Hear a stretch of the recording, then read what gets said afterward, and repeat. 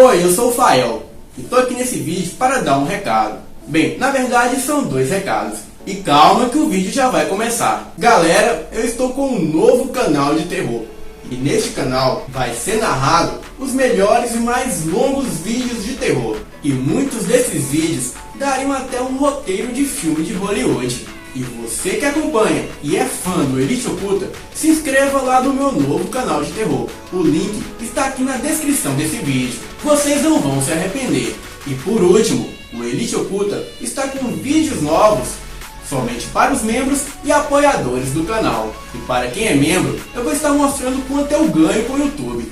E como você pode ganhar dinheiro também a partir de um mês com o seu canal. Então, a partir de R$ 7,99 por mês, você se torna um membro do Elite Oculta e tem direito a vários benefícios do canal. Agora, bora para o vídeo.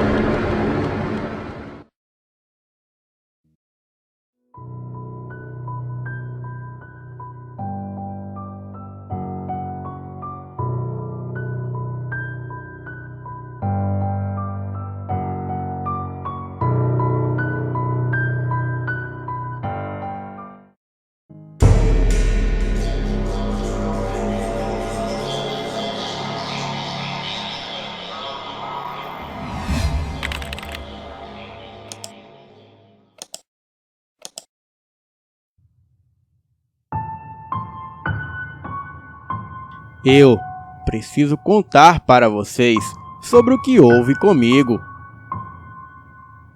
Me chamo Carlos, sou natural do interior de São Paulo. Em outubro do ano passado, eu trabalhava como representante comercial de uma empresa de revendas de produtos alimentícios. Bem, funciona assim. Eu ia dias à frente oferecendo produtos, e na semana seguinte, os fornecedores enviavam um caminhão com uma carga com os produtos. E por conta disso, eu sempre estava viajando. Os comerciantes sempre se admiravam com a minha pouca idade. Afinal, eu só tinha 21 anos. Mas eu gostava muito de viajar. E não estava nem um pouco preocupado com a faculdade. Enfim, eu era muito extrovertido e isso me ajudava nas vendas. Nesta época, graças a este emprego, eu consegui comprar um Uno Mille 2010. Era bem breguinha e muito simples, mas era meu. E eu gostava muito daquele carro.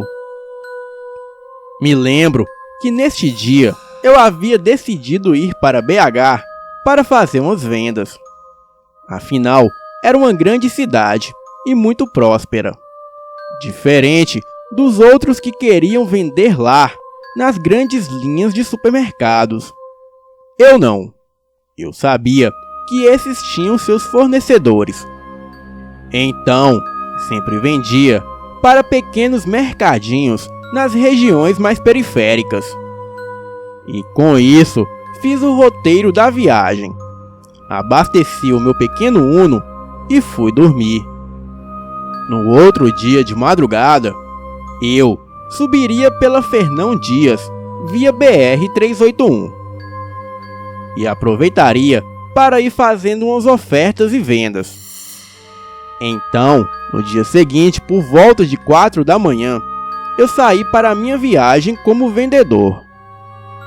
Saí bem animado, fiz boas vendas em Itapeva, fiz até amizade com alguns comerciantes e pessoas do lugar. Me diverti demais com aquele povo. Continuei subindo a serra em direção a Belo Horizonte. Estava contente, pois mal tinha andado alguns quilômetros e já havia feito boas vendas. Mas isso estava prestes a mudar. Subi para Camanducaia e não fiz muitas vendas, mas também não perdi nada de importante. Prossegui e ao cair da noite eu estava na altura da subida próxima aos pedágios e o meu carro acendeu a luz do óleo do motor. Comecei a ficar preocupado e decidi que pararia na próxima cidade. Passei poucos quilômetros do último pedágio antes de Cambuí, após o restaurante Santa de Virgens. Eu seguia devagar para poupar o meu motor. E já avistava ao longe as luzes da cidade. Neste momento, era por volta de 11 da noite.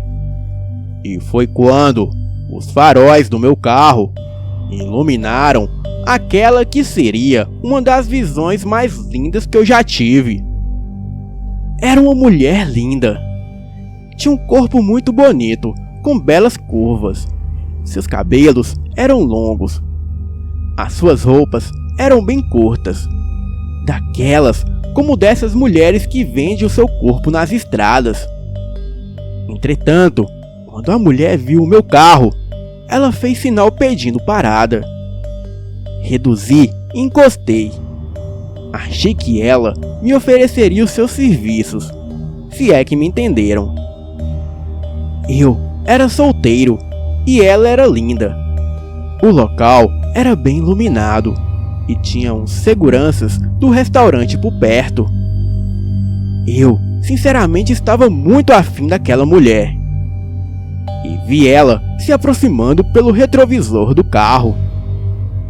Ela se aproximou e encostou na janela da porta do carona.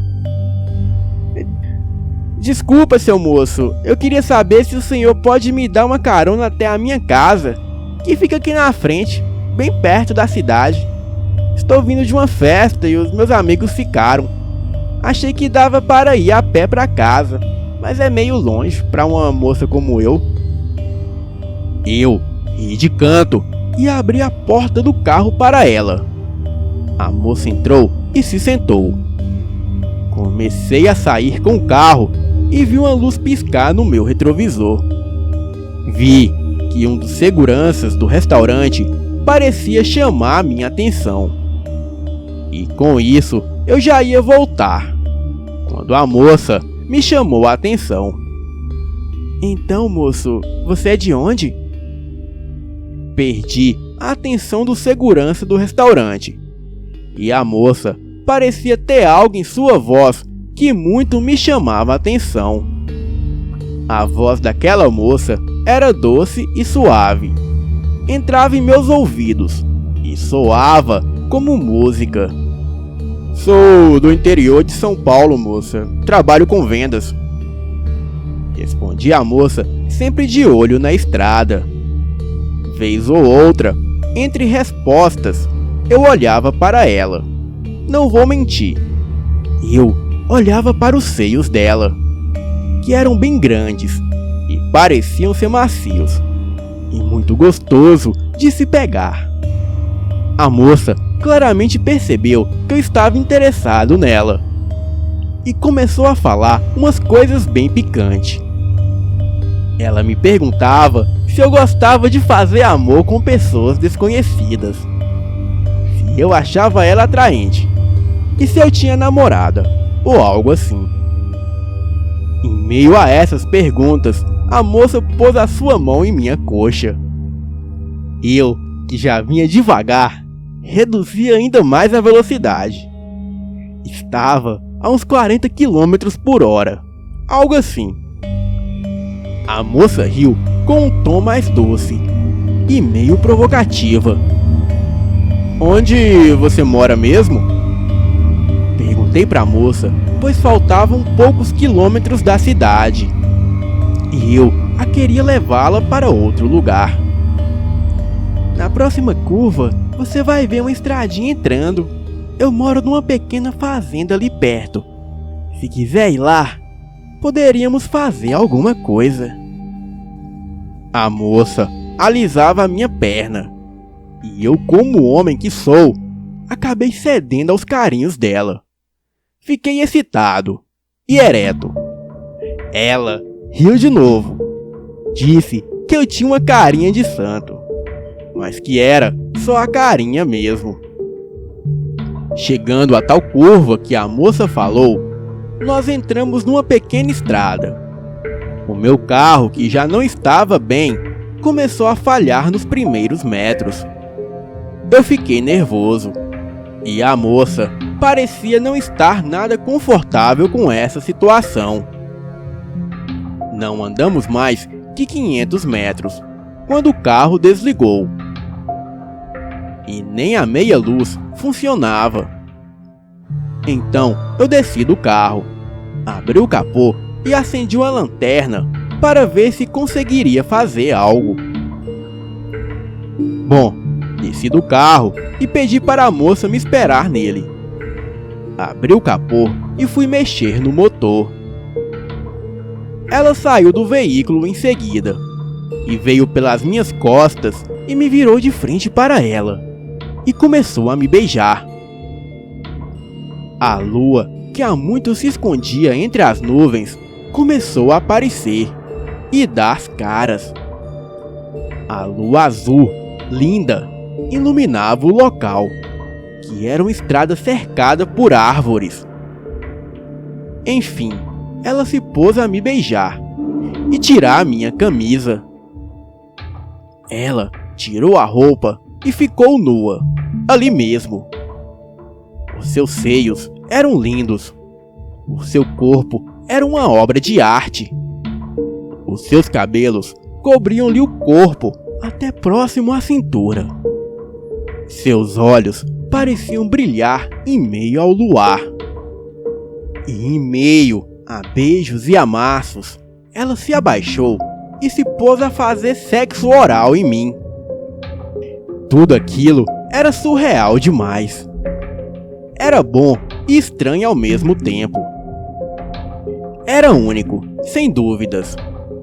Ela me tirou de perto do carro e me levou para uma pequena moita ali perto.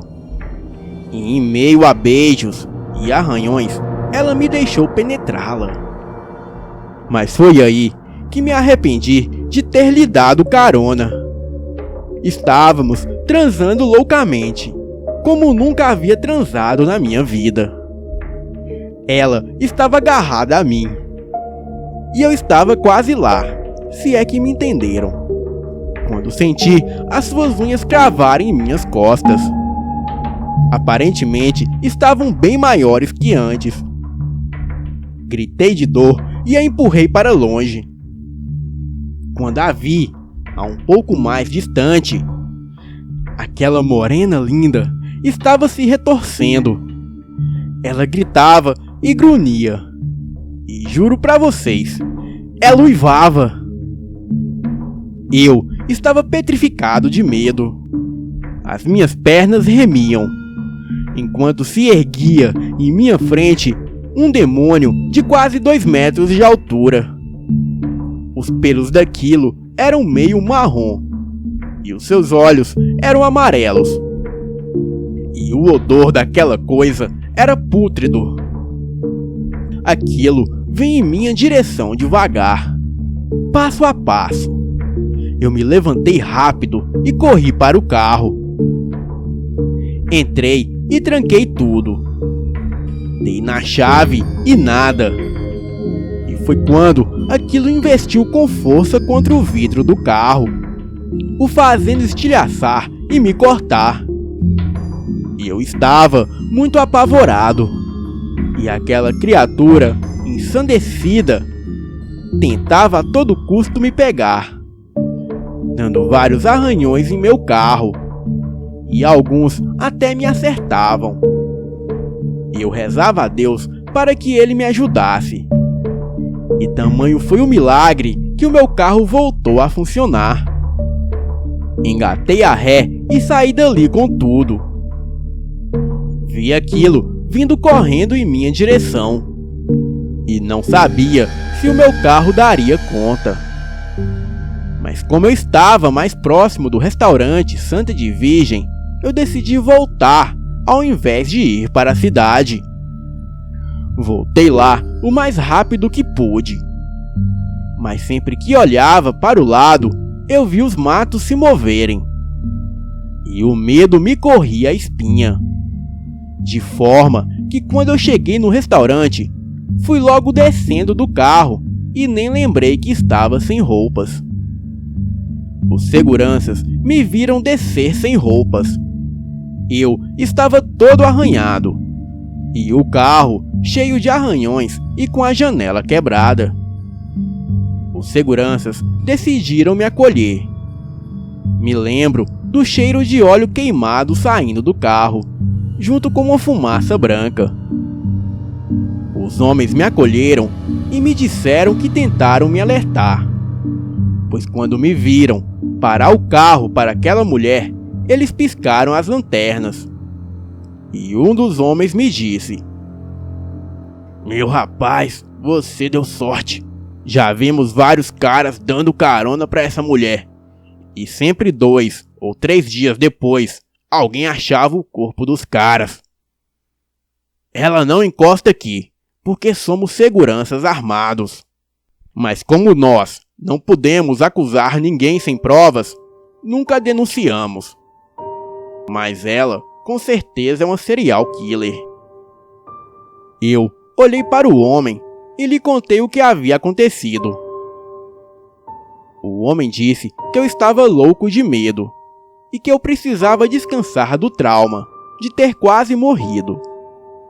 Um terceiro homem me cobriu com uma manta, enquanto outros chamavam uma ambulância. Me lembro da sirene se aproximar ao longe. E quando fui imobilizado e colocado na ambulância, vi sair da mata a mulher que tinha se transformado em bicho. Ela saiu da mata nua e com aquele corpo que ainda era muito sexy. Mas quando lembrei o que ela era de verdade, eu senti nojo e muito medo. Tentei dizer aos outros, mas como eu havia ficado muito agitado, acabei tendo de ser dopado. Acordei no dia seguinte com a minha mãe e os meus primos no hospital. O meu carro estava no pátio da Polícia Rodoviária Federal. Contei à minha mãe o que havia acontecido. Ela disse que o que eu vi era um lobisomem e que eu não deveria notificar as autoridades, pois eles iriam me chamar de louco. Concordei com ela, e acabou que a versão oficial seria que a moça teria tentado me matar a facadas e que eu consegui fugir. E depois disso, eu nunca mais falei sobre isso com ninguém. E abandonei o trabalho de vendedor itinerante. O meu carro nunca mais funcionou depois daquele dia. Mas também eu nunca mais o vendo, pois foi ele que me salvou. E de vez em quando, durante o dia, ainda vou no restaurante Santa de Virgem para comer algo e conversar com os seguranças. Sou bem conhecido por lá como o peladão do lobisomem. Brincadeiras à parte, eu nunca mais quero ouvir falar sobre lobisomens. Boa noite.